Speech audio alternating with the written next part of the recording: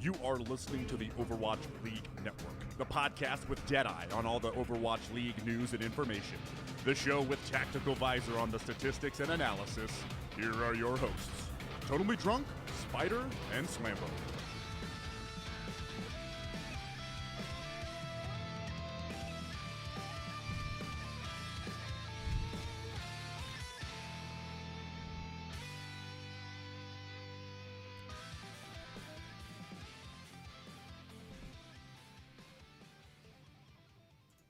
What is up, guys? Sorry about that minor delay, a little bit of technical hiccups on one of our behalves, but we got it all situated, hopefully, and hopefully it will say that throughout the rest of the stream. This is Overwatch League Network, the podcast with Deadeye on all the latest Overwatch League news, information, and esports analysis. I, of course, am your host, Totally Drunk, joined, as always, by my two co-hosts, Anura and Booker. And guys, normally, we open up the show, we thank everyone. We got a lot of stuff to talk about, because we're just off opening the weekend. We had a lot of stuff going down, a lot of intriguing storylines to kind of, dive right into tonight. And, of course, we have another homestand event coming up for Philadelphia, which is probably going to be pretty raucous on that end, not just because Houston is playing, but also, the Philly crowd on that end. So, looking back, how has this past weekend been treating you? Anur, let's go ahead and start with you. It was great. I really enjoyed the NYXL homestand. I think it actually blew out of the water Dallas's. The huge crowd, and not only that, but you can see it was probably the best stage I've ever seen. Other than that, I was just prepared for the Overwatch League. The whole week was just leading up to the Overwatch League, making sure my friends were off of work. I was off of work. We could all get together and just watch the games together. It was really magical. So it was a good week. Good week for me. Absolutely. Well, I don't know if Booger can say the same, considering the fact that he did lose his bet to you, since the Valiant did beat the Dallas Fuel this weekend. That was my only incorrect prediction all weekend. I was almost had every one of them right, except the one I bet on. So I might take a hiatus from betting for a little while just to wash that bad juju away or something. But yeah, no, this weekend was great. Overwatch League coming back was fantastic. I spent most of Thursday and Friday and then Saturday after Overwatch League at a music festival, so I was rocking and rolling and watching Overwatch League, so having some games to relax to and catch up on rest Sunday was absolutely perfect. I had a blast just chilling on the couch, kind of watching the games all day Sunday. It was great. I can definitely tell you were at a concert, because there's definitely a little bit more raspiness to your voice. I got a little bit of the post-fest crud. Just so many people in the same area, it's bound to have a little bit of colds going around, but I'll make it through. So ready to talk about some Overwatch League. Absolutely. And I will say, the weekend was pretty good. I do agree that the New York homestand I found more entertaining, and part of that's because I am a huge wrestling fan, and they were in the old ECW arena, which was pretty cool, at the Hammerstein Ballroom. But it was really the first weekend where I gotta put whether or not my work schedule can coincide with the Overwatch League schedule, and I would basically miss the first series each day, and I missed 2 maps out of the second game, so I gotta catch about half of it live, and then I had to circle back. But it looked like, for the most part, in regards to the YouTube VODs, it would be a little bit over an hour after the broadcast before they would get the highlight up at that point. Now, that being said, we do have to talk about the switch to YouTube. There was a lot of confusion in regards to the way that they were handling things. For starters, they did have a couple of different streams. So they had the Overwatch League YouTube channel streaming the games. They also had the Play Overwatch YouTube channel also streaming it. So the viewership on that end was a little bit split, and then you also had the French stream, and I didn't really see too many other ones out of YouTube. And I know there's been a lot of a lot of drama kind of around the Overwatch League this past week for various reasons, whether it's the whole teabagging incidents that were happening that people were blown out of proportion, or the Overwatch League team kind of just like dropping the Russian casters altogether without really telling them. So many different things happening, and then some production woes in regards to the whole Cheez It grooves. The list just kept piling on and on, but it seemed like for the most part, one of the biggest complaints was whenever the first part of the event or the first homestand would wrap up, there was really no way that it would redirect you over to the new stream. So a lot of people were having to manually, look on Twitter to see what the deal was, or they would have to search for the Overwatch League again. But like it wasn't posting in like the recommended channels for some people. And in some cases, it might have even been direct into like a completely different esport altogether. So I want to kind of get your guys' thoughts on the first go at like viewing on YouTube. Do you guys run into any sort of issues on your end? What do you guys think of the quality? Things like that. So, from watching it from a smart TV as opposed to PC was way better than Twitch was. Mm-hmm.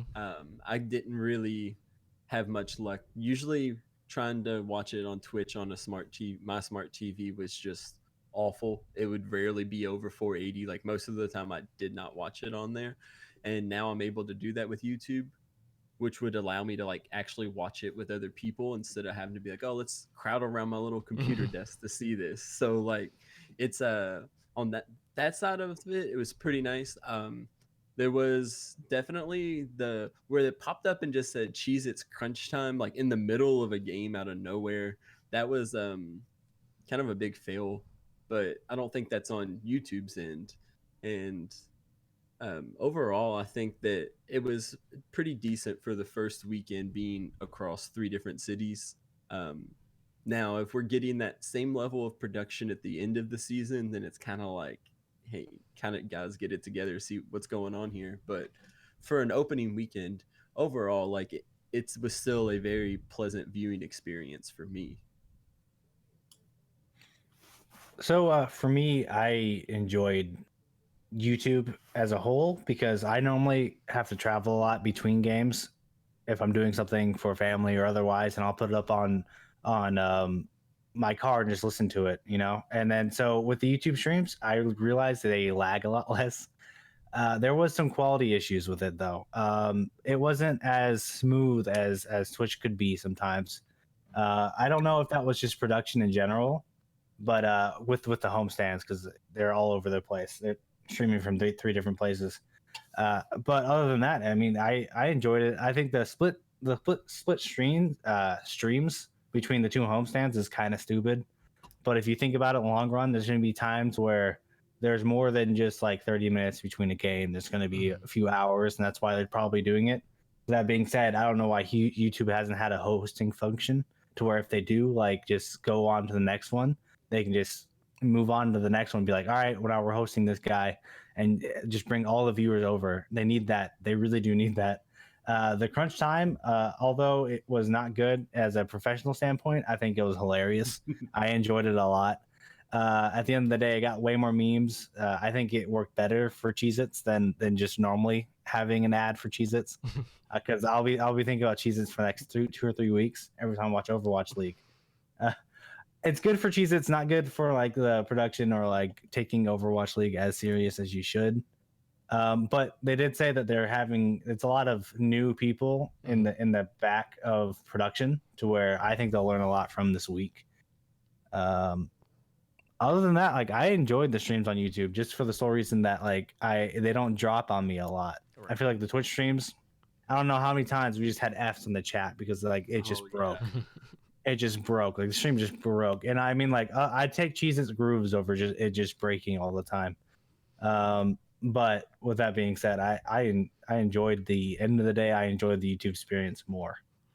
One thing I noticed too is that the Play Overwatch channel, I believe it's switched over instantly, whereas the Overwatch League channel had the separate homestands, which really, I guess it does make more sense when there's going to be bigger gaps and the fact that it's possible for them to overlap. So it really is kind of good to have them separate because you wouldn't want to miss the beginning of the first game at one homestand because the one that started earlier ran late. So I think that having the different streams is kind of just like a little growing pains thing. By next week or so, everybody will be hip to what you have to do. Yeah, so we ended up having about 16 hours worth of broadcasts on YouTube, and we do have the viewership numbers in, and it came in around like 63,500. Now, looking back, I know our expectations were kind of middling. A lot of us were kind of just looking at the CDL or the Call of Duty League numbers, which were, at least for the opening, like around 50K, and like that would be like a good benchmark. But we did hit above that for the average viewership across the board. But going back, like we got to see it as high as like 97,000 peak, at least on the main channel. Before that switch happened to the other side of the homestand event. And then after that, it was like hovering between like 50 to 55K, and it couldn't quite recover the same amount of viewership. Now, thankfully, in one regard, like next week, due to some of the scheduling stuff that's been going on, we do only have one homestand event. So we're not going to have a similar issue where people aren't going to know where to find the games at this point. But looking at that number, like when you compare it to what the Overwatch League average was at the start of the first week in this past year on Twitch, that was around 97K. So all things considered, are you guys happy with the number that we're seeing right now, at least as a starting point? Yes, I'm actually really, really happy. I think YouTube could have killed it. There's no drops. There's no drops yet, and we reached that peak anyway. I think that's kind of huge. I feel like the drops did bring a lot of viewers, and the fact that we got this many viewers on a new platform where people aren't looking, they didn't really advertise it as well on the official Overwatch site, which I wish they did more. I really think this was pretty good for the lack of that. It shows that we have hardcore fans that will at least 50K will probably tune in most days to Overwatch League, and I think that's big numbers for just like casual viewing. With that being said, I still think we can do a lot to improve it. I hope that YouTube is really working hard with Overwatch League and Call of Duty League to really bring it to the next level of esports with the cast itself, and I think it will improve. I think it has more chances. You can check the VOD numbers; it's insane. Mm-hmm. Yeah, that's one thing I noticed is like on Sunday, some of the VODs from Saturday were already over like 750,000 views. So I kind of think that with YouTube, there might be like way more people watching it not live. And I think that that's okay. That's good that people are still getting their eyes on the Overwatch League.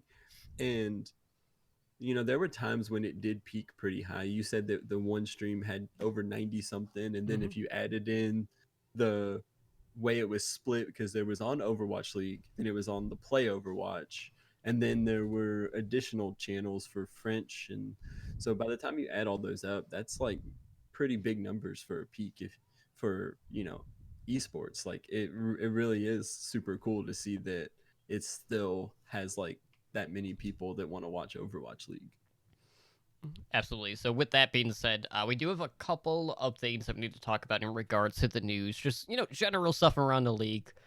We got some more minor stuff that we'll talk about once we get into the preview for the Philly Homestand event that does impact one of the teams in particular.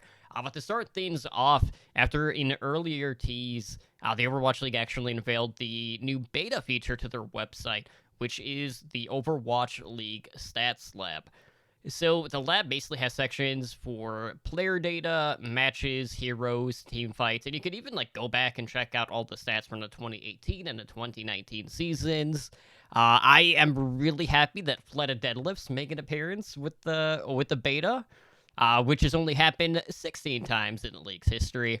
But I have to say, like, in the grand scheme of things, there's a lot to offer here. You know, you have stats that range anywhere from like hero usage. It talks about like records in regards to map completion times. You can kind of like compare teamfight win rates. You can look at individual player records. There is a lot going on here to kind of digest. Now, this is actually like a pretty big change when you compare it to like the information that we would get typically in the past on the website. Because before it basically was just revolved around like the average per 10 minutes for some of the basic stats like damage, healing, eliminations, things like that. And then, they'd also track playtime. Now, one particular issue, this is something that's already impacting like fantasy Overwatch League platforms right now, is the fact that Stats Lab updates on Tuesdays.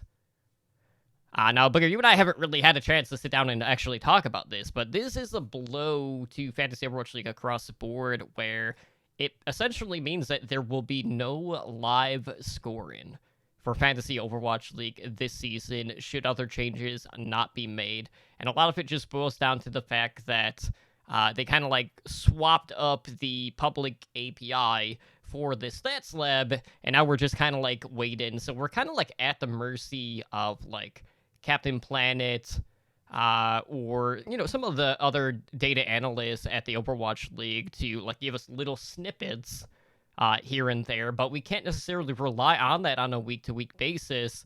So we're basically just kind of like waiting around impatiently until Tuesday every week now. So I know like we can introduce like new score methods due to the stats lab and things like that for fantasy, but I just kind of want to get your thoughts on what you feel about this new beta feature and like what it's going to bring to the table, both from like a fantasy Overwatch League content creator perspective and also just what it does for like say a casual viewer. So I played with the Stats Lab a little bit right before I made the last Picking Good Ones video, and there is so much good information there. But the fact that it's not getting updated till Tuesdays, that's like I don't want to be unappreciative because I'm super glad that we have that as a resource. I was able to very, very easily just pull some stats together from different players and put them into a spreadsheet and make a graph like super easy. Nice. And I love that. But why Tuesday? Like, I don't want to be impatient, but we really like. Is it that hard to get them going? Maybe Monday, even if it's like midday Monday, like so that I don't. Yeah, it's kind of. I guess they kind of dropped the ball for the fantasy being able to have live scoring for fantasy Overwatch League, but the fact that they have added so much stuff that they've made public, it's like just awesome to have. So even if I have to wait a day or two, it'll still be totally worth it. Mm-hmm. Um, yeah, I just really, really, really wish that was updating a little bit sooner. But I'm incredibly thankful that we have access to that much data now. Like, it's really almost overwhelming when you get in there because there's so many different things you can look at and track, and it's like, okay, let's focus on just a couple relevant stats now, and we'll dive deeper later because it really has like potential to really help content creators make even better stuff for Overwatch League companion stuff. And I'm really excited to be using it for more current and relevant stats, because one of the things I ran into is I was making some graphs for each statistic that they score fantasy on. Mm-hmm. Well, there were players like Hoxall that were in Brig Jail that had massive healing numbers, and it's like you can't really look at that because it's not going to continue. So I will be even more stoked to be using it when I can put current season, or even if they have it so we can sort it to like the current patch Mm-hmm. and stuff like that. Maybe we'll even be able to sort it by, because I kind of think that we're going to be seeing similar hero pools throughout the year instead of completely unique ones. So it would be very interesting to sort stats by the hero pool of that week. And just overall, it has a lot of potential to help us make more Overwatch League content. It's good information on there. That's all it's really good information that you really want in a league system, so you can figure out stuff. It's good for fantasy. I don't think it's going to be implemented faster unless Overwatch League has something like their own kind of fantasy league for themselves. I don't think they're going to do any faster than where they're at. I feel like they're going to work. Tuesdays seems like a great day for them to do it. I really wish they would do it because I feel like the fantasy league is huge. I've been enjoying mine a lot. But with that being said, like I think the stats lab is going to bring a huge like next level analysis to Overwatch League that you've never seen before, and I'm super excited to see that. I'm super excited to see the content around it. I think it's gonna be next level stuff, and I'm excited for it for sure. Yeah, and hopefully we'll get to see some of this stuff being incorporated into a watch point moving forward once they have the data on hand in that regard. So moving on, we also had an update in regards to the Guangzhou Charge and their academy team. That would be the one winner, aka T1W. So that partnership has come to an end. So their players will return to playing under the T1W brand in the upcoming season of Contenders China. And this was like a collaboration that started back in July of 2019. And T1W Guangzhou did not do so hot. They found themselves towards the bottom of the ladder this past season in China. And this is really like the second time now where the Guangzhou Academy team has parted ways, essentially. Now, that being said, the Charge did announce the Charge Initiative, so they are looking to try to return to Contenders China with a new Academy roster. But, it seems like with everything going on right now with the coronavirus, they basically nixed travel plans. So they're basically looking at in the future to be able to build that infrastructure in order to allow their players to practice together in an offline environment. Now, that being said, they've already struck twice, Third time, I don't know if that's going to be the charm, but it just seems like no matter what, it just kind of speaks to the importance of academy teams because we've been seeing quite a few call-ups here, especially, before the start of this current season. But it's just kind of like unfortunate. They can't just seem to get their feet underneath them in their region, so far at least. So are you guys at all surprised that they're just completely scrapping things again after what was a lackluster performance? Or do you feel like mirroring things like we've seen from Runaway, so to speak, after completely restructuring their team from top to bottom, that they feel like they can kind of like echo the same success that some of these other orgs have had? Because right now, like, it's kind of 50-50. You've had Fusion University disband and rebrand to like T1. They've been absolute crap. But Runaway is still kind of like the flag bearer in that regard. I think one of the interesting things about this is that they said the organization is looking to recruit players and coaches that are more charge led.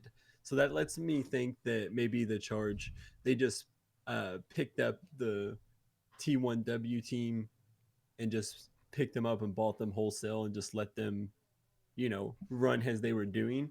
And it seems like they want to start a team that is like more tightly knit with the charge itself.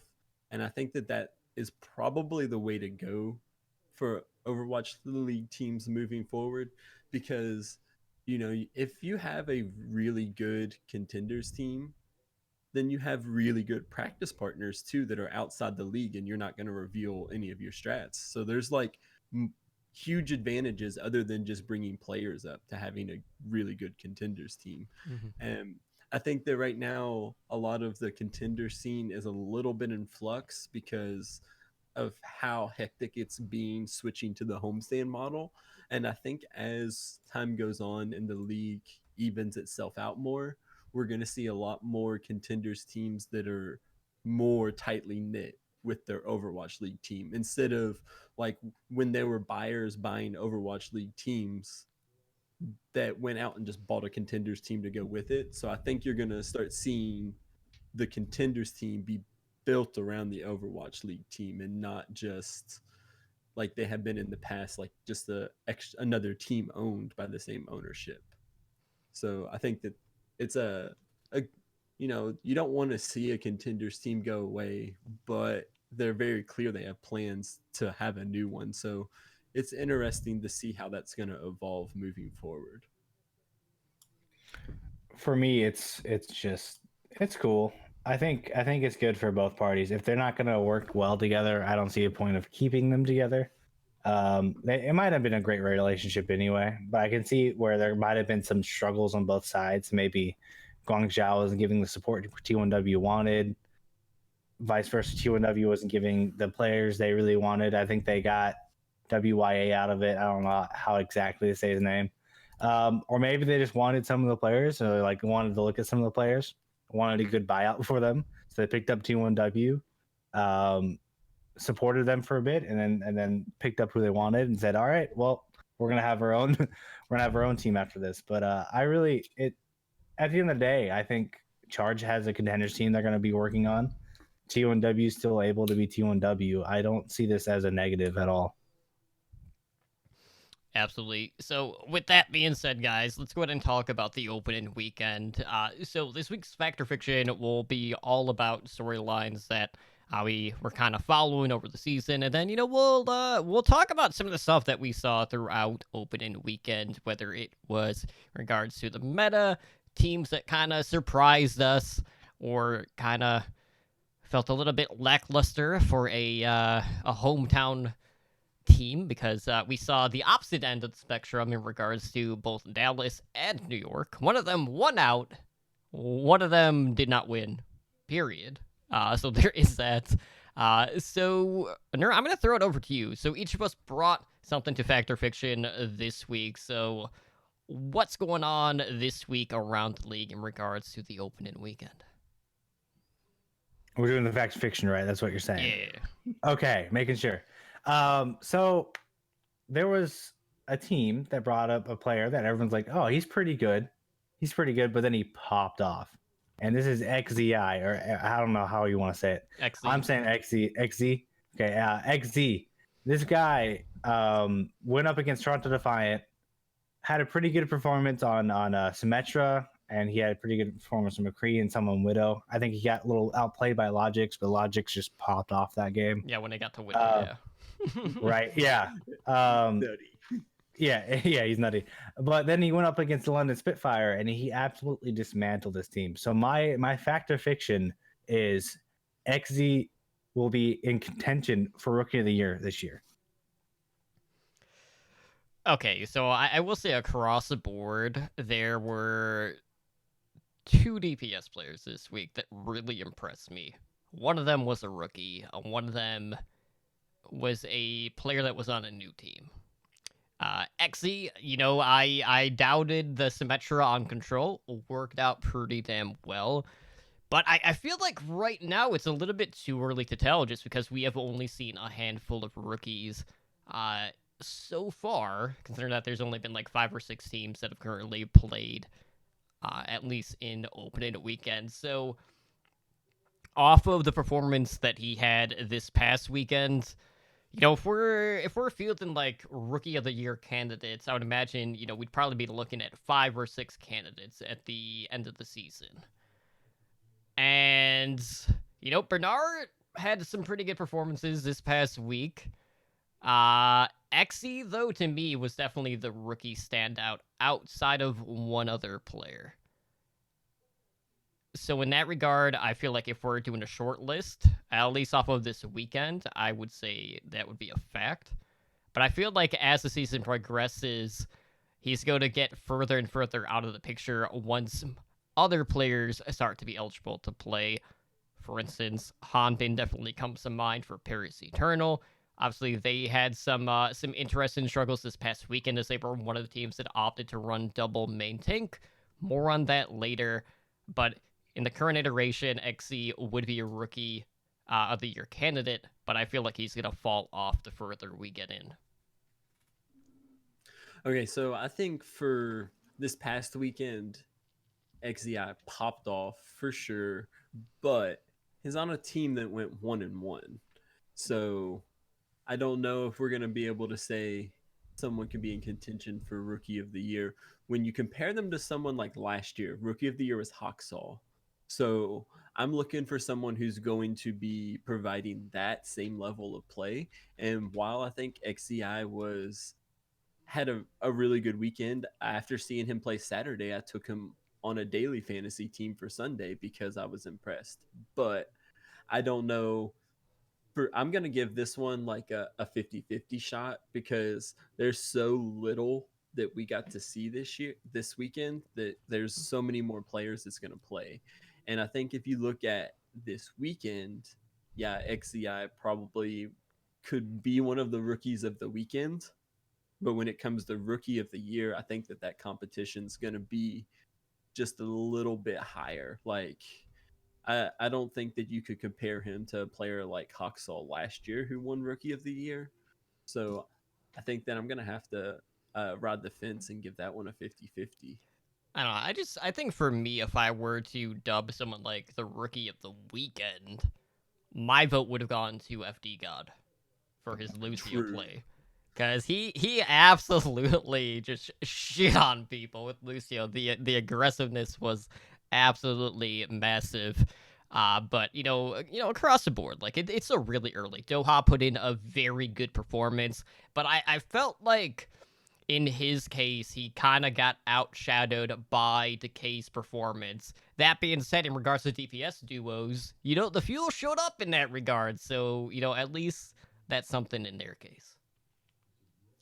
Yeah, fun fact, FD God in daily fantasy this week was like 8. So that was a pretty big pop off for such a low cost.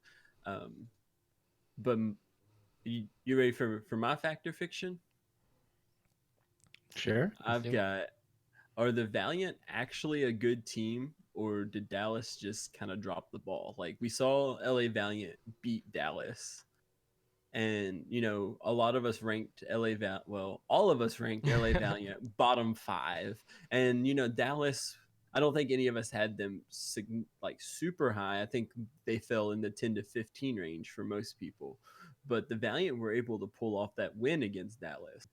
And I don't know for sure if that shows that the Valiant were really good, even though they definitely are better than expected, or did Dallas just not really perform?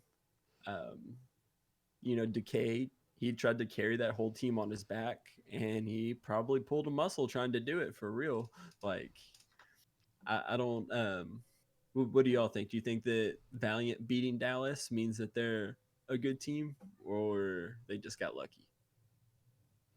I'll go first. I think Valiant is actually just a better team than Dallas Fuel right now. I think yeah, I'm gonna say it. I think they're just like a straight up better team. I don't think they have better DPS in general. I think Decay and KSP were very even. I think Decay actually popped off a little bit more. That's because Decay is an absolute beast. I think KSF really surprised me. I think their support line of Rain and Lastro was actually insane. I think Rain was very aggressive, and him with McGravy on those dives on the Widow, which you should definitely go back to look at, were actually just an insane like duo. I think that Valiant are a very aggressive team, and if you can play against it, making them play passive, I think you can beat them. I think that's really what happened at the end of the day with or just got over aggressed by the Vancouver Titans.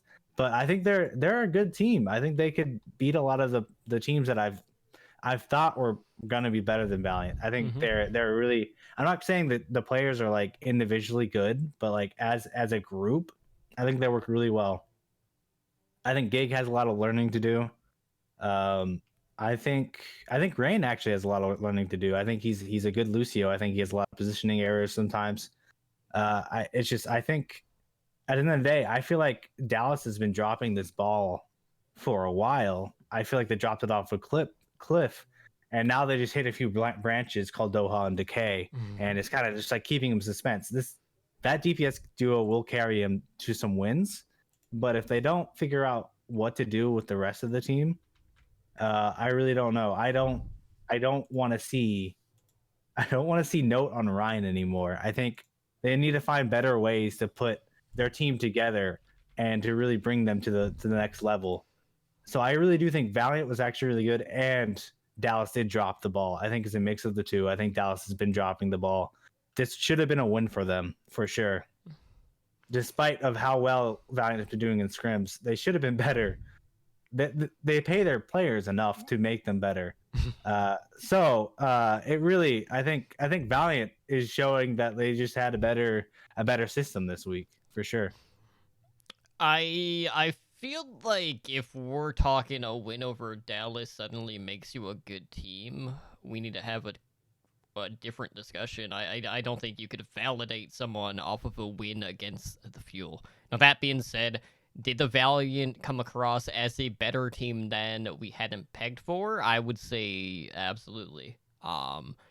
In hindsight, though, if you go back and you watch that match, KSP just kind of went unchecked throughout 99% of that series, and a lot of that was just due to the fact that Dallas, for whatever reason, opted to run double main tank rather than bring in Note into the equation. And even when Note was in, he really wasn't playing D.Va. So the pressure just was not put on KSP. And then KSP just popped off.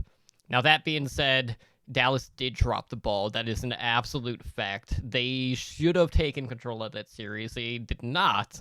And despite as many heroics as that DPS line had throughout that series, that was not going to be enough to offset someone of KSP's caliber just going unchecked. You just can't give someone that good that many open shots and just assume that you're going to pick up a win. It does not happen like that. So, I feel like, looking at where we were kind of ranking teams, it's just like, man, like, this was what we feared for in regards to Dallas. They have a lot of talent on this roster, but at the end of the day, guys, it's still Dallas. Like, they find a way to crap the bed, and, just, it happened again. So if I were to rank Valiant right now, like, which is kind of stupid to do because we haven't seen every team, but I don't think they're like 17th or 18th just based off of what we have seen so far. But, KSP, man, he popped off, and out of everyone, like, outside of FD God, who I'm pretty sure FD God had, like, the most offensive assists. I'll have to go back and check one of the Twitters really quick to see some of the Stats Lab stuff that hasn't been officially posted yet from one of the analysts. But I do want to note XZ did finish on top for hero damage per 10. It's a quick side note for our last Factor Fiction on that end.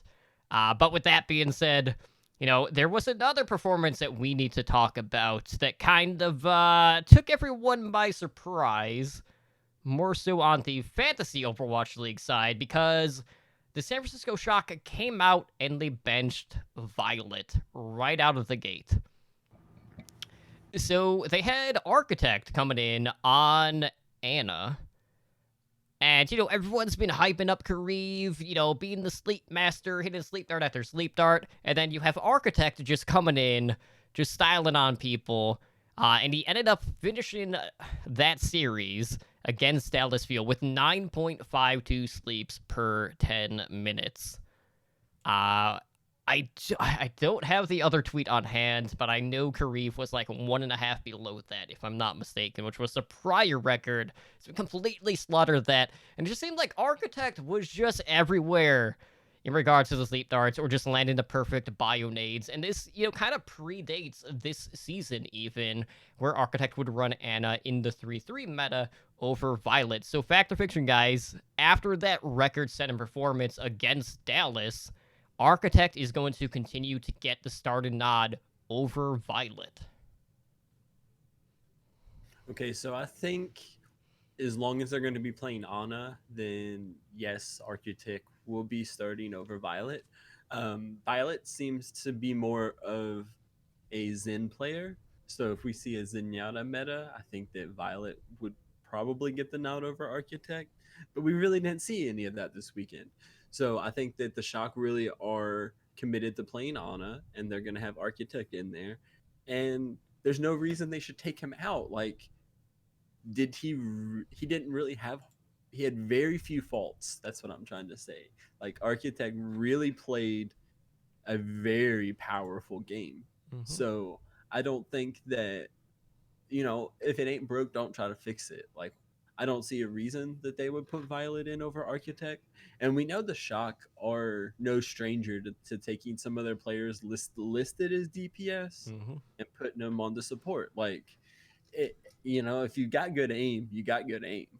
So seeing somebody that we have seen before, I also could see a world where some of isn't Architect the main Pharah player for the Shock. So if they encounter a scenario where Pharah's in the meta, or is they want to play that kind of strat, I could see them having him go DPS and bring Violet in. But I think for what we saw this past weekend, until the hero pools come in, I think that we're gonna probably see mostly Architect on the Ana there, and I think that Violet's probably gonna have his fantasy stock go down, down, down. And if you predict the week he's coming back, you could be a big winner. So for me, I really think that unless, because I think they come back their next game, I'm pretty sure is when hero pulls in. Unless Anna's like taken out of the hero pool, I don't see a reason why to put Architect out over Violet, unless the meta shifts out of Anna as well. With that being said, I could also see a world where Lucio gets taken out and it somehow becomes an Ana Baptiste meta where you see Rascal and Architect together. Mm-hmm. I think that would be actually insane to see 4 of the Shock DPS playing at the same time. These DPS players are looking for any way to get in, and they're really going to challenge anyone to get in there. Violet's been a really good flex support for this team, and Krusty does not care if you're not performing the way he wants it. He's going to find someone better, and they will have someone on that team that is better. This is going to be huge. I think this is actually game changing. If you can have DPS players who can play supports, I'm sure they could somehow find a tank player that will play DPS, and they'll find a support player that will play tank. They changed the way Overwatch is made. This was a huge weird, just a good thing for the Overwatch League because you don't expect it, and it's kind of fun to see Architect. It's like, what if he was a support player? What if he was a flex support player? He's a bomb mana. That the sleeps were insane. I don't see a reason why you wouldn't put him in over Violet at this point. Maybe start making him learn Zen. Like, screw it. Like, I don't think he's gonna get a lot of playtime over some of these other players unless it's like a really good Architect meta. Because I think Rascal's got a good Pharah as well, so I don't even think Architect would. He'd still have some competition in that. So I mean, like, if you don't get playtime, try to find somewhere else, and I think that's what Architect did. I think it's pretty big. Yeah, I would like to apologize to anyone that followed our aggregate rankings and drafted Violet first or second, or just any round 1 pick. He'll get playtime at some point. Just not happening out of the gate. None of us could have guessed that. Well, I mean, at the time going in, we were seeing a ton of Bap Zen. And then there were a ton of balance updates, and then all of a sudden Anna is all over the place. So unfortunately, on that end, nope, Violet's just not quite there on that particular hero, and Architect is an absolute nut. But that being said, there were a ton of other stories that we need to kind of dive into that happened over the course of opening weekend. And, looking at it, there was definitely, in regards to the meta, or just the number of heroes that we saw in play, I was very happy with the overall quantity of heroes that we saw. In regards to the tank line, we did see a lot of Reinhardt and D.Va as a primary tank duo, but there were teams that opted to run double barrier in regards to Reinhardt and Orisa. Some of which was for different reasons, like Smex wasn't with Paris Eternal. I don't know if that was like a visa issue, but like it wouldn't be the first time someone had visa issues this season already. So there were other teams too that also ran a double main take, which kind of threw some teams for a loop, and it was a more defensive approach. Now on that note, I don't have all of the playtime numbers, but I do know that Matt Mercel, who is one of the researchers for the Overwatch League, had posted some of the playtimes, at least for Saturday's games. And looking at Reinhardt and Diva, you had a Reinhardt who has played 6.68 hours, with Diva coming in at 5.66. And when you compare that to someone like Orisa for like the alternate approach, Orisa was only at 1.41 hours. So a majority of the teams were looking at that Ryan Diva duo over double main tank. And, you know, in some cases, like, they didn't even have the off tank playing Diva. Some of the off tanks were just in there playing Reinhardt in the double barrier. Like, it was a really wonky week. So with that being said, guys, like, what were your thoughts on the sudden resurgence of Diva? Knowing that in some cases, you know, we got some very big self-destruct plays. McGravy's definitely comes to mind with the charge setup, which was the play of the week by the Overwatch League. Hotba definitely had a ton of bombs there as well. There were a lot of eats from rookies like Bernard from the London Spitfire. A lot of like run and gun, essentially, hunting down backline supports when they're trying to get away. There's a lot of stuff to kind of like about the new Diva. And do you think Diva's here to stay at this point? Diva might not exactly be here to stay, but I also don't think she's going anywhere. I think she's the 3 second, the change of her boosters to 3 seconds was huge. I think she can go most places and still get out. She has a lot.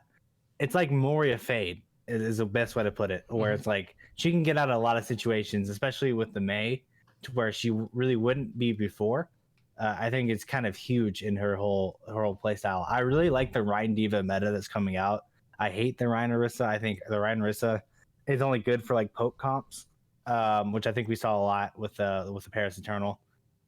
With that being said, I think I like this meta a lot. I like that it's not exactly just like it's like a rock paper scissors, but like rock can beat scissors.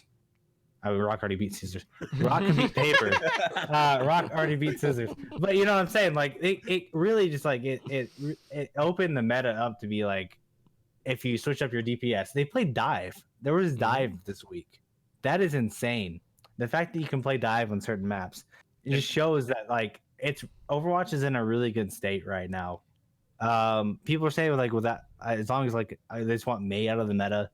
Amen. It's a multi-freeze. That's all it is. The multi-freeze is the only bad thing about Mei right now. With that being said, I think Mei takes a lot of skill, and he really sets up a lot of the teams.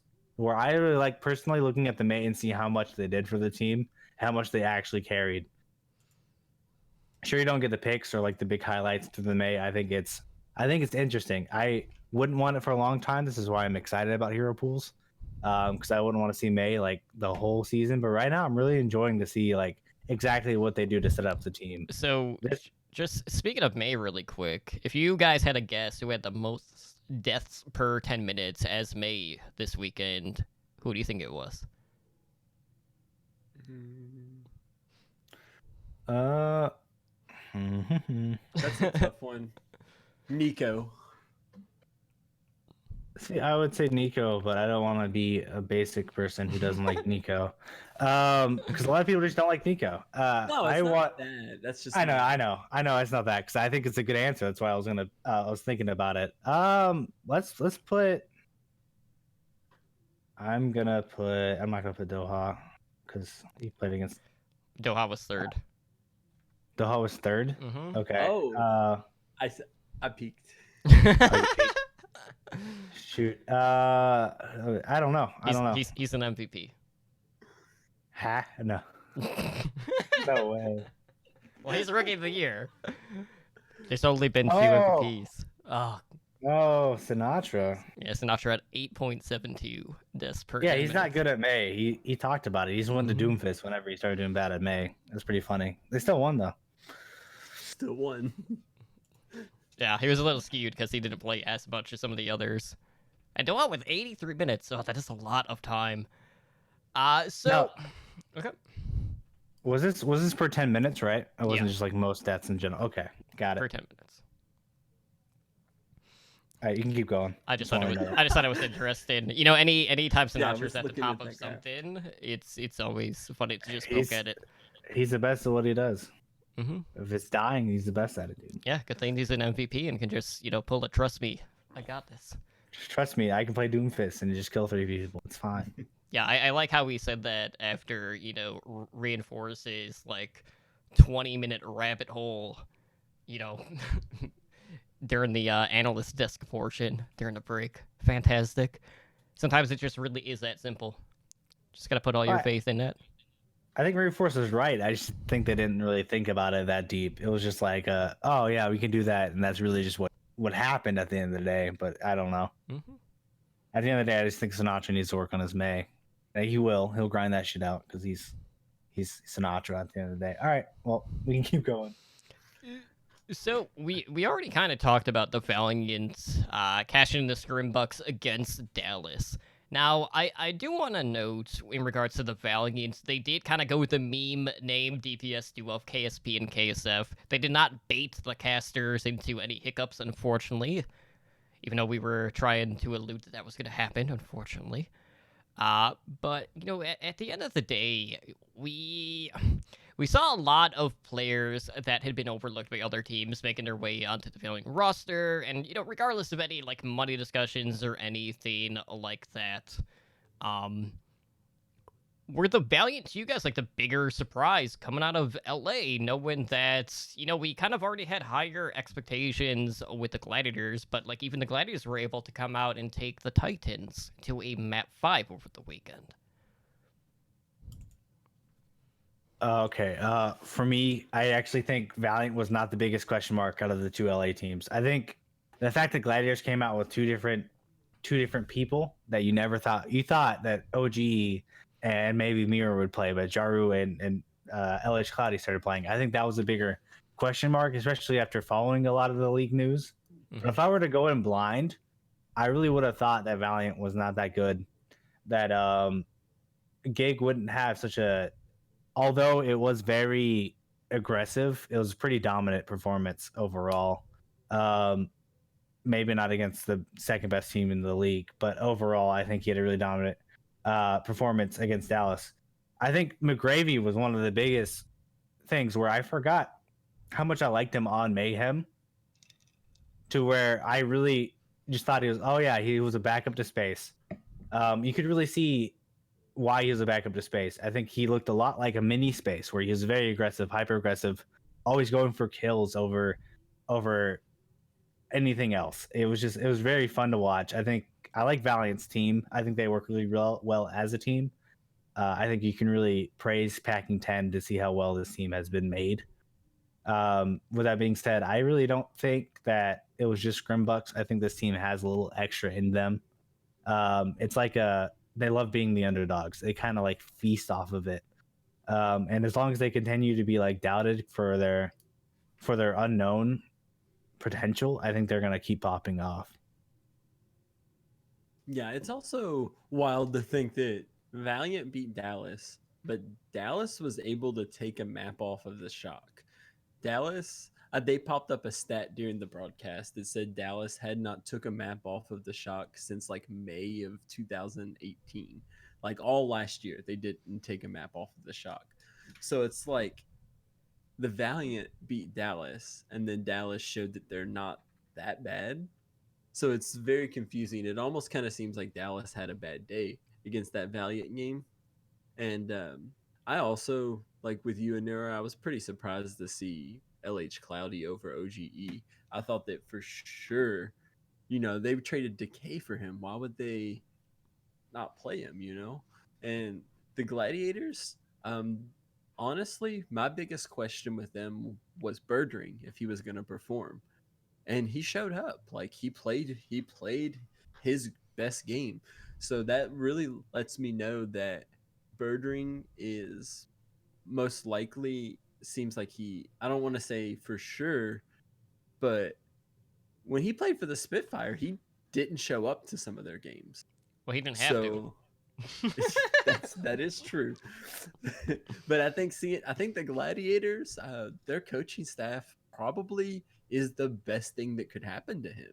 You know, the Gladiators have consistently been a good team, and now so you know that they have a decent structure for how to build a team, and now they have people working with Birdring, and he played good. So I'm like, I think even with a loss, Gladiators showed that they're like a pretty decent team. They took Vancouver Titans to map 5, and you know, Titans, they still look like the Titans. They're really good.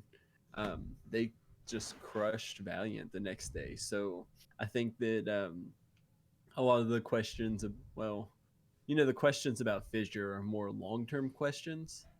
Well, So at least he set his goal at, just trying to make it through the season on the team. I mean, I love that. That was hilarious. I that's a find good actually goal. that was actually really encouraging for me as well. I really think he's gonna make it if that's his main goal. Mm-hmm.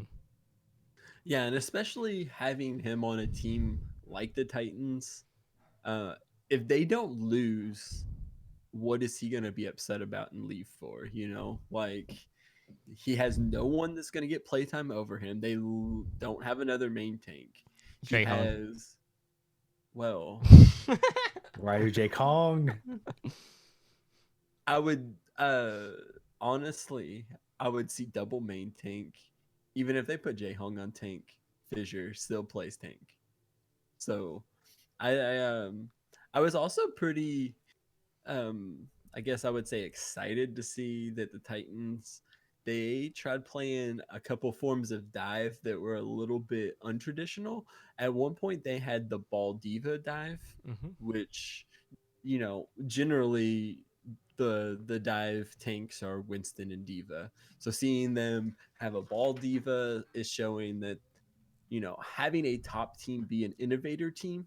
Generally in the past we've seen more of the like middle to the pack to the bottom teams being the innovator teams. As I get I yeah.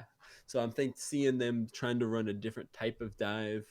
Um, I was, yeah, really impressed with the overall variety of compositions. While Reinhardt and May seems to be mainstays for most teams, there were teams that, like the Gladiators, they did the Genji dive, and I think they even had Genji Sombra for a bit. So just seeing that the top level of competition sees all of these different strategies as viable is just like looks super positive for a very fun season to watch.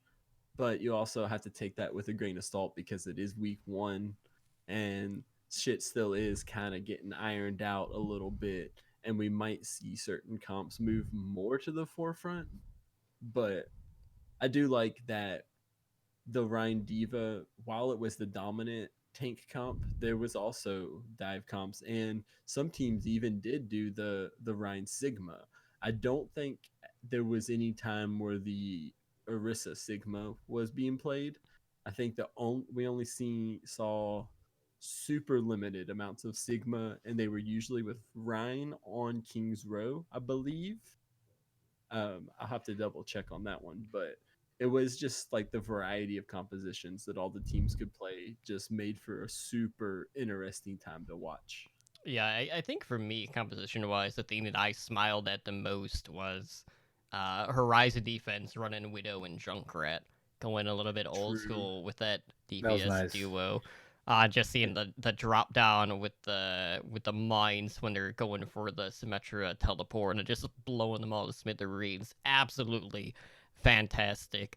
But there's been a lot of talk in the Overwatch League now that we're in the home and away model for this season in regards to home field advantage and whether or not that's a thing. Because, I'm a firm believer that if Dallas was not playing at home, they would not have taken a map off of the Shock.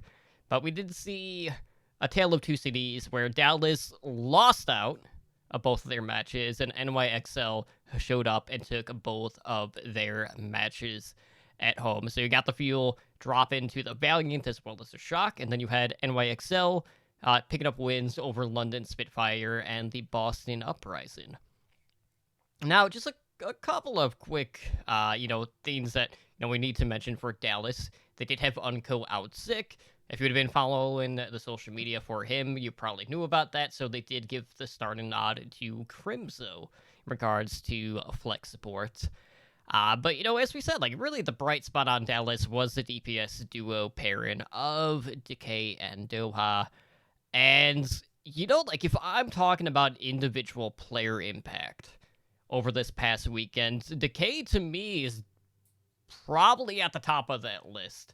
There were a lot of situations where Decay would basically overturn what was an odd man disadvantage for the field.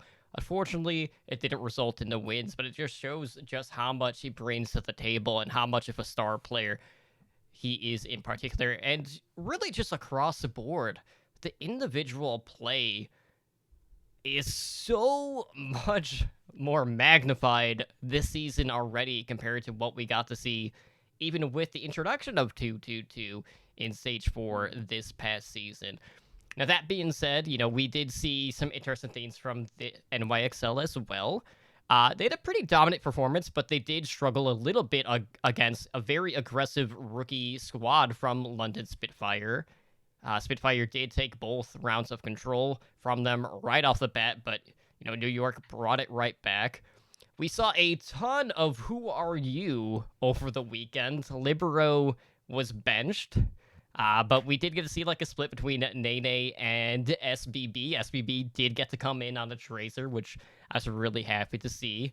But I feel like for me, at the end of the day, when I look at New York Excelsior, one of the things that was most telling in that series against the Spitfire was the fact that the Spitfire would come in, they would get mono low, but they couldn't finalize the kill on him. The support duo of New York was at the forefront of that, being able to just keep mono up, they kept the aggression up. And the amount of times that Boston in particular tried to say, you know what, F it, let me just try to 1v1 Jonak. You don't go at Jonak. I don't care if you are on Lucio, which is what Swimmer did, or if you're on Reaper like Color Hex. Both of them got dunked on. Don't try to initiate 1v1 versus Jonak because it's going to bite you in the ass, and it did both times. Yeah. It was a little rough there. Jonak is there a better support than Jonak? That's an arguable point. He straight up was 1v1 in the Reaper on Temple of Anubis point B by himself. Like, absolutely elite. Comparing the New York won out their homestand versus Dallas, who lost theirs, you also got to consider New York really had two what we would call relatively easy games. London and Boston, I think everybody had them bottom 5.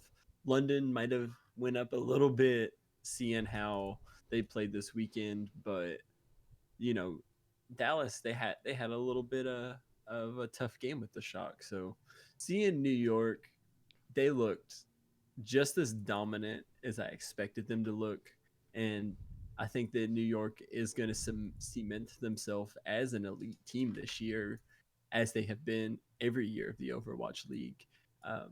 It's just, is New York going to ever really pull it out big and win it all? Like, they obviously have the talent and skills to.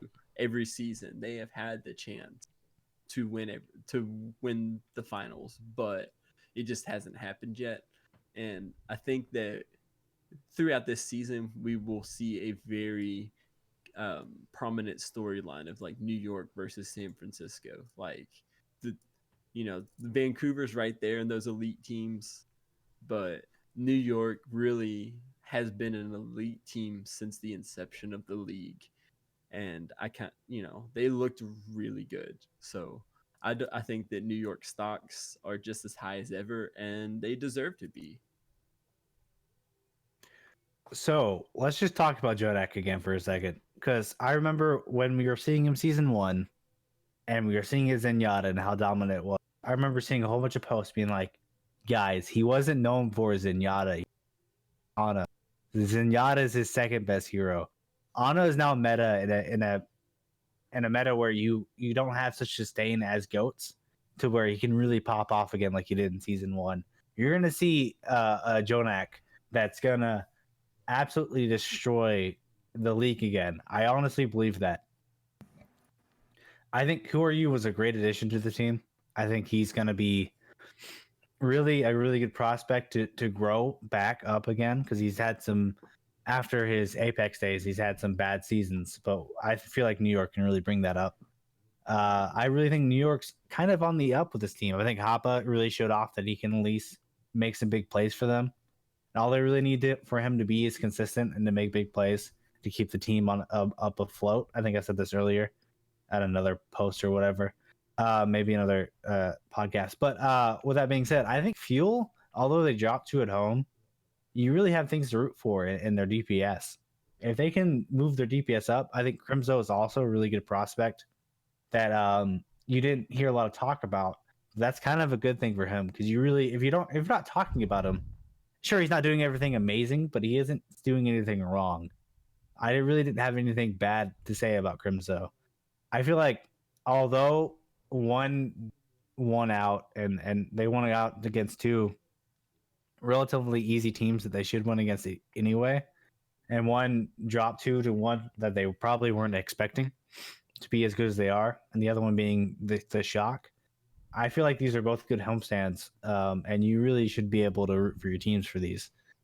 They're gonna have more homestands later. If you went to those homestands, this is not the end. I'm sure you're gonna see NYXL probably lose at home. I can see Fuel win at home again. Like, this isn't the end. I feel like this is just a good beginning to what exactly you're going to see at homestands. You're going to see upsets. You're going to see. I wouldn't doubt if you're going to see fans crying at one point. Like, there's going to be a lot of things. There's going to be good emotions for this. It was a good week for the Overwatch League in general. It really shows what homestands can be on both sides. Well, do you think in the Fuel's case that it's very telling knowing that Note only played half of the games and most of them weren't even on off tank? Because he basically split time. The Fuel played 8 maps, Trill played 4, Note also played 4. Both of them went 1 and 3 in that regard. But just knowing that KSP was just at range the majority of the time, and then Note was just never on D.Va to try it to initiate or just defense matrix that general direction. Is there more to it, or is this just kind of like perpetuating the whole discussion of whether or not Note is just a one trick? But like, if he's not even playing D.Va, like, it's really hard to just think like what is the game plan for him on this team, even though D.Va has really been the main duo partner with the Reinhardt in this case. Yeah, Note definitely felt like the weak point of that Dallas team. And it seemed like a weird decision to not put him on D.Va because that's kind of what he's known for. So seeing him playing the double main tank as much, it's like, I wonder if maybe in Dallas's scrims they got the wrong read that double main tank was going to be just dominant. And, but it seems like Dallas should have the talent to win some games that, and I don't know why they would have lost to the Valiant. Like, on paper it seems like they should have been the team to come out ahead. So I'm starting to really question the Dallas coaching staff because they've had, names on their team, but they really never been able to do anything with it. So I'm starting to wonder, maybe Dallas needs to get some different coaches in if they're going to want their players to really shine like they possibly can. Like, Decay was a very bright point of Dallas. And it seems like with a player like that, they should at least be able to come out like a little bit more favorable, especially against like the Valiant. But I guess we'll just have to see what Dallas does in these coming weeks, because even though they started out at a weak start, it's only 2 games. They have the opportunity to come back and they have the talent to come back. It's just, can they put it together, or Is it, like it definitely seems like putting note to the diva would have been the best thing they could have done, and how it's just a huge question on why that call wasn't made. All I know is the NRG fam completely shit on Dallas this weekend between the Shock beating the Fuel at home and then the Chicago Huntsman beating Dallas Empire in a CDL. Okay, I have a few things to say about this. Honestly, I wanna bring my ideas fuel on here. I think that they should have been playing Ryan Diva the whole time. I don't think Gamsu should have been playing the Ryan for them. I really think that Trill is one of those players that you really just need to give him some more playtime. They gave him some playtime last year, and really it wasn't his team though. It really wasn't his team.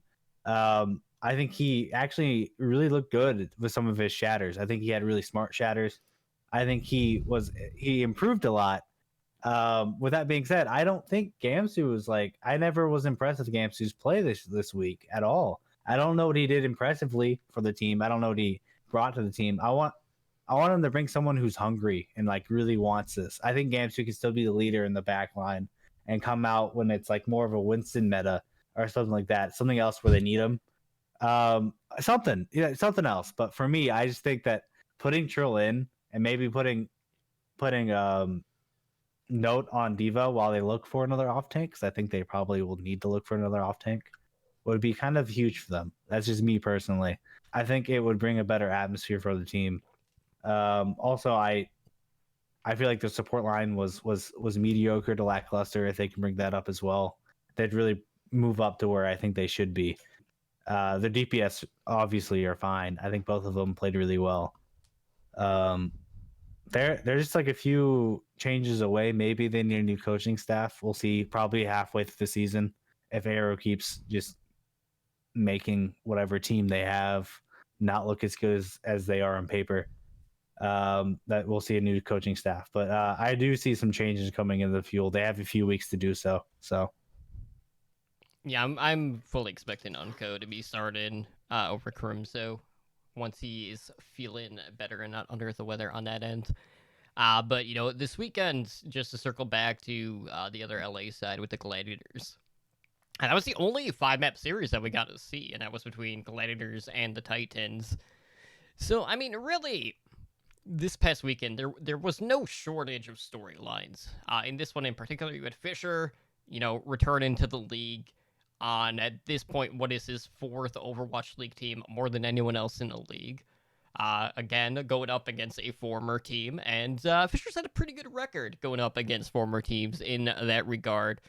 And, even with the Gladiators, this is basically a completely restructured team outside of that support line.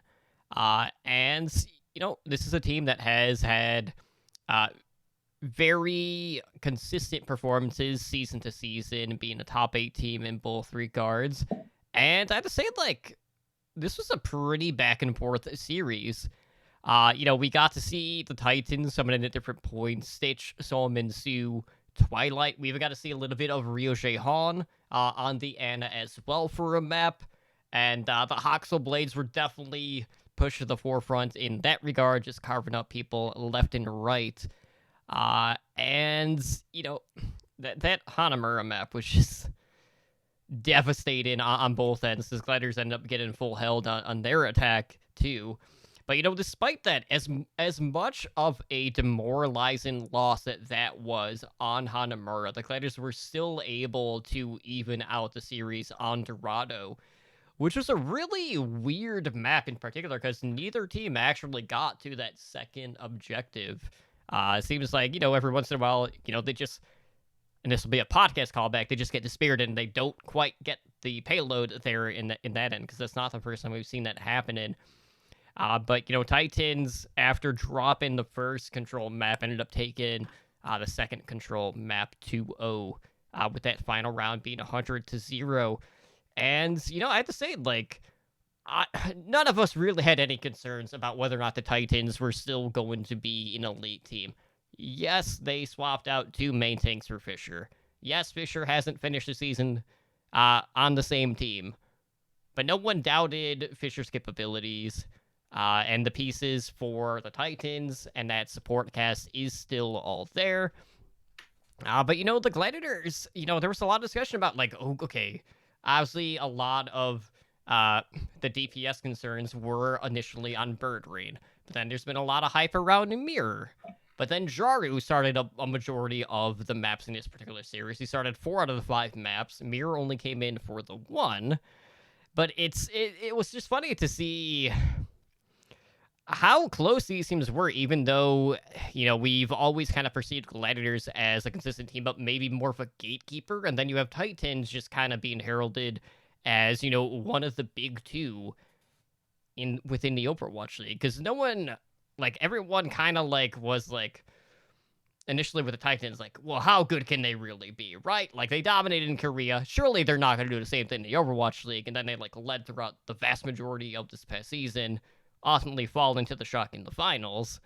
But, subbing out a major piece that, at times was either very aggressive or, above average in some cases on some of the other tank heroes. Suddenly having Fisher and going back to being full aggro, and all of a sudden it's just like, at times it didn't feel like the Titans slowed down at all. But I will say initially, earlier on, there was a little bit of a disconnect between Fisher and the support line, but it did get better as the series had progressed. But, knowing how many question marks we had about the Gladiators, like, off of what we saw, like, it does seem like this team is going to maintain the same sort of consistency despite having more moving pieces this year compared to years past. Yeah, it seems like the Gladiators really showed their worth against the Titans, even if they did lose, pushing them to 5 maps and looking like they had a chance the entire time. So seeing the Gladiators do that, like, really upped their stock to me, because we really did have questions if Birdring, I thought he was out of the league at the end of last year. I really thought that he wouldn't find a team, but he did, and he did perform against arguably one of the top 2 to 3 teams in the league. So I think Gladiators are looking maybe even better than the past few years. Like, they really have potential to be an elite team this year. So I think that that's just all around awesome for Gladiators fans. Speaking as a Gladiators fan, I really think the Gladiators are built this year to go past their previous limits. They could definitely fall behind because a lot of these players are feast or famine. I think you can see it with OGE, sometimes Space, Bird Ring, Mirror is sometimes a feast or famine. But with the coaching stuff they have, I really believe that they could bring the best out of some of these players.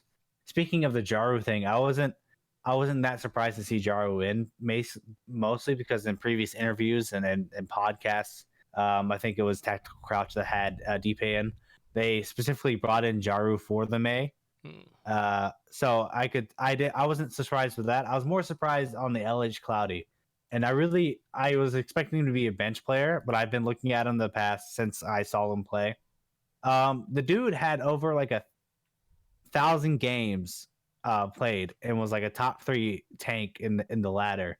He's been grinding like none other on just like straight up Rhine, and it really showed. I think he dominated Fisher on not most of these maps, but on some of these maps on the Rhine.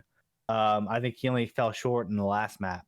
The last map was really it was a few mistakes, and then it was a steamroll for the second map. But it really could have gone to a map or a second stage, and they really could have gone to stage 3 on the 5th map if they didn't mess up the first map before. This was a huge call out to being like, we can compete with the best this year. I really enjoyed that. With that being said, Haxel's insane. Haxel is absolutely insane. The fact that he can play Genji in this meta is not the fact that Genji's good. It's the fact that Haxel's that good at Blades. He only got shut down 1 map on Genji, and that's the only other map that he played Genji, and he lost on that. Hanamura, I think he destroyed. Also, I think Gladiators have never been good on Hanamura. You can look at the stats. I'm pretty sure it's like statistically their worst map.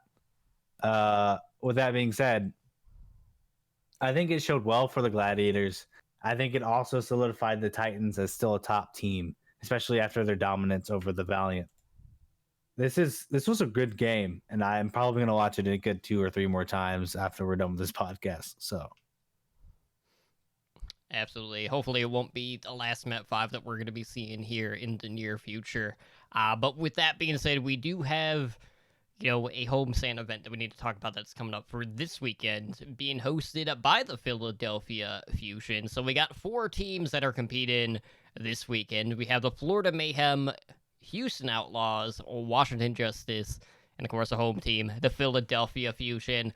And I know, Booger, by far, you're mostly looking forward to Philadelphia because you ranked him so low. For sure. Now, just a quick update on Washington Justice. We do know that Lolsish is not going to be starting on the team due to visa issues, so expect Roar and Elivote to be your starting tank duo for this upcoming weekend. But, just looking at the matches on Saturday, we kick off at 1 p.m. Pacific time with the Florida Mayhem going up against the Houston Outlaws, followed at 3 p.m. Pacific time with the Washington Justice taking on the home team of the Philadelphia Fusion. And then Sunday, we have Washington Justice versus the Houston Outlaws at 1 p.m. Pacific time. Again, we have the Fusion closing things out against, this time, the Florida Mayhem at 3 p.m. Pacific time. And I have to say, I'm so glad this season that the home team is closing out the night, rather than just playing in the middle of the damn day, and then just being like, oh, half of the arena's gonna go. So I'm happy to see that. But just looking at the teams here, and I already know you're going to say you're looking forward to seeing Outlaws, of course. But I'm curious, knowing that we have seen Architects just coming in and popping off on Anna, is there any flex support or hit scan DPS out of this lot that you guys feel like could be coming in to start over, a Zenyatta player typically in this case? I don't really see that happening, to be honest. I am excited about watching the Outlaws play, but I'm also really excited about seeing all 4 of these teams play. Washington, I feel like they kind of dipped their toes in being a good team at the end of the year last year. Like stage 4, they were good. So do they keep that up? Or was it just like the puzzles fell together and it just landed right in their perfect meta? Like Mei Hanzo is just like the perfect thing for them or something. But I'm really excited to see that. And as well as we expect Florida to be a better Florida than the past 2 years. So I really am curious to see what they're gonna pull out and how Florida's gonna play. Yeah, so I think this is overall, all of these matches to me seem like they're going to be somewhat competitive matches. We're not going to have any 3 Overwatch, so, well, we might, but it does seem like it's going to be some very competitive games. We don't have any New York versus Boston level of, where we all just predict a massive stomping. So I think that this homestand is going to be a real nail biter. Opening up with Florida versus Houston, that's a interesting game to start with. Whereas Houston is such a different team than last year, and Florida has made some moves as well. So I think that Florida and Houston are in competition to be some of the more improved teams from the past 2 years. So I'm really looking forward to that, as well as just seeing Washington to see if they hold up to the level that they showed us the end of last year. So I think we have some super exciting games coming for this weekend. If we do not get any Widow duels this weekend, I'll be severely disappointed because the matchups that we could see here are fantastic. Seriously. You got Saya player versus the Linkser, Carpe versus Corey Linkser.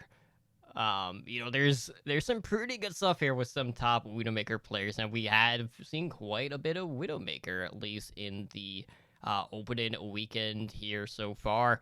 And for Philadelphia, I know there's a lot of high expectations this season for this squad. A lot of people are still kind of like dogging on Sato, and I'm really hoping he's just to come in and just light things up, knowing that he'll primarily probably be on Reinhardt, just based off of what we have seen. But the dive potential is still there, as evident throughout opening weekend. So who knows? Maybe we'll get to see some of his Winston come into play as well. For me, these are like four. This is going to be with any new team that we see, but for me, it's four big question marks that we get to see. I'm super excited to see that. I want to see how good Florida Mayhem actually is, because for me, I don't have them that high, even with some of the additions they made. I just for me, I can never see Florida as a good team unless they prove it to me. They did not prove it to me at stage 4. Unlike other people, I don't think that was as impressive. If you look back at the teams they played, they had a close game with Washington. I think that was their best thing that they did that stage. They still lost that game. With that being said, for me, I'm excited to see how these teams perform. I think Houston lately has gotten a lot of flack. Some of the scrim bucks aren't on his favor. Same thing with Washington. I'm hoping that the game day will change their space, because people were saying the Dallas Fuel are bad, but they still impressed me last week, despite the things being said. At the end of the day, I think all of these are good games. I think most of them are going to be pretty close. I think the only ones that could really fall away are the Philadelphia games. If Philadelphia is as good as they are on paper, they could really pop off. But at the end of the day, I kind of want to see that, because the Philadelphia fans are going to go crazy. This is going to be Philly's first real homestand, and Philly fans are absolutely insane. This is where I'm really looking for the most hype, is whenever the Philadelphia Fusion play. I'm really hoping for a huge, just insane amount of support, and I'm really hoping that actually happens. So what are the odds that Chips actually comes in and plays right off the bat? I'd say, is it above 0? Well, there's always a chance for something. So I would say in the 5 or below % range. Definitely not high. No, there's Doomfist played, Mm-hmm. and he can play Genji. I don't think he can play to Overwatch League level, but he can play Genji. So if there's any way there's a dive and also a Doomfist, maybe on a Dorado, if you see something that the Gladiators did, then maybe we'll see Chipsa, but I doubt it, because I don't think he can play anything other than maybe those 2 heroes in Overwatch League level. So it's a possibility, but I doubt it. Yeah, and with all the questions that were kind of put onto Birdring and how he'd perform, you have to echo the same sentiment on Carpe, knowing that it was clear that the Fusion really weren't a fan of the meta. So I'm really good to see this team. But if we get to see, just dive out of Fusion or just Widow, Genji, or anything like that, I'm going to be over the moon. But I fully expect probably to see May Reaper, unfortunately, which would be more disappointed on that end for the Fusion, knowing that they kind of struggled with the main meta in stage number 4. But I'm just intrigued by what Mayhem are going to come in and do. We keep joking about, well, this has been, on paper, the best Florida, but, is that good by Florida standards, or is it going to be good across, the whole league landscape? So many questions that we need to keep an eye on and hopefully get answered. But, it's going to be a while before we actually get to see all 20 teams play. So that is kind of unfortunate, but we just got to take it 1 week at a time, as we will hopefully learn more about what they're going to be doing with the China homestands here in the near future. Really no update in that regard. So, just looking at the 4 matches that we have, which one are you guys looking forward to the most out of this lot? Granted, it is only 1 homestand here. That's a hard choice for real. I'm looking forward to both the Houston games, of course, just because. Biased. Yeah, for sure. But I'm also like really interested in seeing what Florida's gonna do, as well as what Washington's gonna do, and that literally just covered all the games. So it's hard to make a choice. I'm gonna probably watch all these games like in their entirety. So I do have to say that watching Florida versus Houston for the first game that Houston plays this year might be the one I'm most hyped for. But like you said, that's pretty much bias. I think that all these games are going to be great to watch. I'm looking forward to the Washington Philadelphia game. hmm For the sole reason is if it's Junkertown and they're able to play Widow against each other, it's gonna be good. And I'm looking. Washington's like such a weird mishmash of like maybe good players. I'm really excited to see how well they mesh, and then Philadelphia as well. I'm not very high on their DPS, other than maybe Carpe if he goes back to season one performance and Ichiro's consistent as always. But I want to see Philadelphia bounce back, and if they don't bounce back on their own homestand, I could see this being a really down point for them and like seeing a big spiral down. I don't see them being as consistent as we've seen previous seasons if they don't show up against Washington and Florida, the two bottom teams of last year. That could actually be good. But I mean, like that's just for me. I think those two are going to be a really good matchup.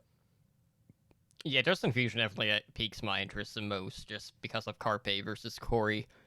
And chances are we are to get that winter duel at some point. It's just a matter of if it will be map to map. But we'll have to see what maps we're actually gonna get in there. But I'm expecting that one to be pretty explosive. Plus, I'm really just curious to see how Roar is going to do, knowing that he will be the start-in main tank for the Justice. So it will kind of like answer what would happen if they mix up the tank line for the Justice.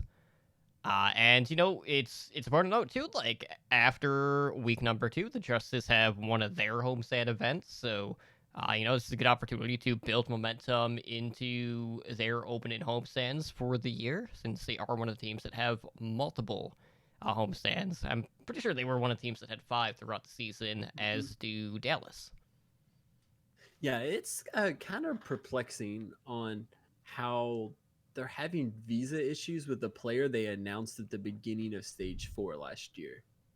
So is it that something like, did he just drop the ball trying to get his visa, or is there like some legal issues or something going on there? Like how would you go that long knowing you need to get one without having it? So that's put a big question mark on him for me of whether or not he's gonna play anytime soon. Yeah, it's definitely a blow. It's just weird, like Yeah. Very weird. because when you compare it to like say Smex for Paris Eternal, like Smex was signed during the off season. Same thing also happened with Chi Ren whenever he was trying to move over from the Pacific as well. But it just seems like every case has been different with the visa issues. But unfortunately, like we just don't have the details, unfortunately, on that end.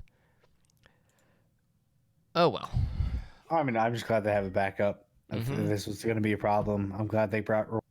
If Roar's able to get there, that's the best they can do. I feel like there's going to be more problems like this coming up with either visas or sickness. This is why you have backups.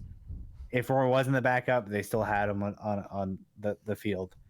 I hope he gets to play. I've wanted to see Lucius and Ellie vote together for a while. It's just one of those things where you just gotta wait. I guess you just wait longer. I hope it's not a Lucius problem.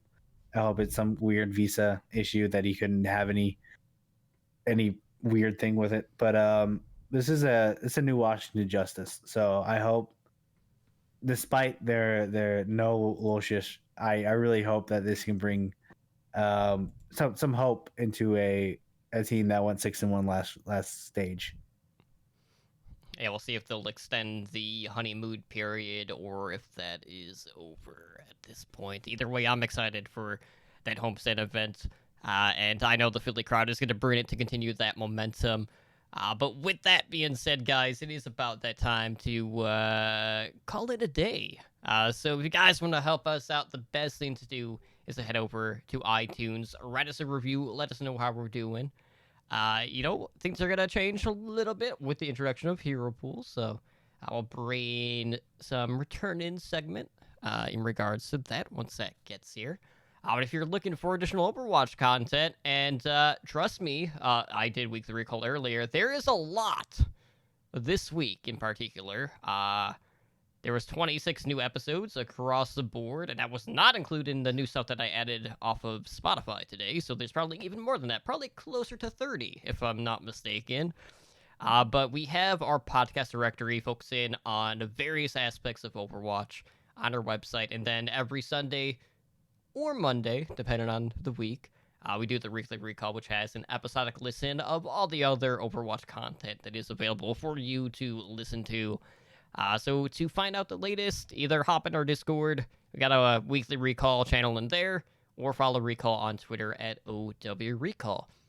And speaking of our Discord, we're going to be heading out there for our game night coming up here in a couple of weeks on February 22nd. That would be a Saturday, starting at 7 p.m. Pacific time. And if you're wondering, hey, Totem, will the Overwatch League still be on then? The games will be over before the game night, so you don't have to worry about that. So join us in Discord for our community games. Of course, we'll be streaming them live on Twitch. We may even be hanging out before that, just watching the games, all that good stuff. So we hope to see you guys out there. And of course, if you want to support our network, consider pledging to our Patreon, where we have tiers starting at just $1 a month. And you can find more info at patreon.com/OWL Network, where you too can join the likes of our master and above patrons in Blazing Bob, Brendan, Jay-Z, Owl, Kesha, and Agent Life in helping our network grow. So appreciate all the continued support on that note. But with that being said, guys, of course, we have a multitude of ways how you guys can reach us, wherever you need, basically. But Booger, why don't you go ahead and let them know how they can do that? Yeah, if you want to send an email, you can send an email to contact@owlnshow.com. We have a website that is owlnshow.com. The Twitter handle is @OWLNshow. You can also find all of the shows on YouTube at youtube.com/Overwatch League Network. And then our Discord is discord.me/OWLNshow. That's where you go to play on game night. It's even outside of game night, it's a very fun place to hang out. On Twitch, we've got twitch.tv/OWLNshow, and we are a Twitch affiliate, so you can help support the show by subscribing to the channel and earn the network emoticon. The podcast network streams regularly with Overwatch League by the Numbers that airs Monday at 7 p.m. PT. You got Overwatch League. Did I just say that? Yeah. It's Overwatch Yeah, League Network, okay. the podcast you're On currently Mondays, listening the to. one we're on. And then Tuesdays is Overwatch League by the Numbers at 6. And then there's Heroes Never Die, a variety Overwatch show that airs Wednesdays at 5 p.m. PT. And host streams are when available and run on a flex schedule. So make sure you follow to get the notification. On Patreon, you can go to patreon.com/OWL Network in order to help support the podcast. If you want to find me, I'm on Twitter at Booger Brains with 2 Z's, BOOGERBRAINZZ. I have a show I do on YouTube called Picking Good Ones, and it's a show that focuses on fantasy Overwatch League, and recently started daily prize contest with fantasyowl.com. So every Sunday, I will have a contest that's pinned in my Twitter, so you can go there and check it out, and you can play Fantasy Overwatch League for a prize that is a little camo koozie that says winner. So Nice. if you want to win one of those, you can give it a go. I might just end up with 27 of them because that's how many weeks there are. But Not happening. I know that there was some challenges, and we don't know who won yet. Yeah. until Tuesday when I- it gets yeah. uploaded. That's the biggest thing. I want to know who won because, yeah, I think it was me. Where can we find y'all other places on the web? I'll go. You can find me on Twitter. You can find me on Twitter at Anuraow, ANURAOW, and you can see me tweet out how I just won a koozie off of Booger's Booger's tournament. You can see that. I've been actually really getting into fantasy. I think it's really fun. I made a money league with some people. That's really got me into it. So you can watch me tweet about how good my players are doing, even though I might not like them because they're on Valiant and their name's McGravy. But at the end of the day, I think I have a fun time on Twitter. So just hit me up there. I'll see next week, but I might be doing some Twitch streams. I'll let you know if that happens. If not, I'm not gonna worry about it right now. So what about you, Totem? Well, you can also find myself, Timely Drunk, on Twitter at TimelyDrunkCTR. And I just want to give a quick shout out to This from Leg and Balls, who actually started working at Blizzard today. Fantastic stuff on that end. I know she was really ecstatic and feeling a little bit of the BlizzCon blues like she would normally feel at the convention after leaving her first day. But it's always cool to see some of our peers actually getting hired by the company. Awesome to see. And as for myself, I also stream on Twitch Monday, Wednesday, and Thursday at twitch.tv. Sessionally Drunk, where you can find me dunking on people in gold support matches on Moira, because that's the only way to really do it, because it is gold. And, you know, what better way to carry than by playing Moira and just stealing everyone's golds? All of that good stuff. But with that being said, guys, I want to thank you again for joining us tonight on another episode of Overwatch League Network. This has been episode number 113. Enjoy the games out of Philly this weekend, and we'll see you guys back next week. Take care and have a good night.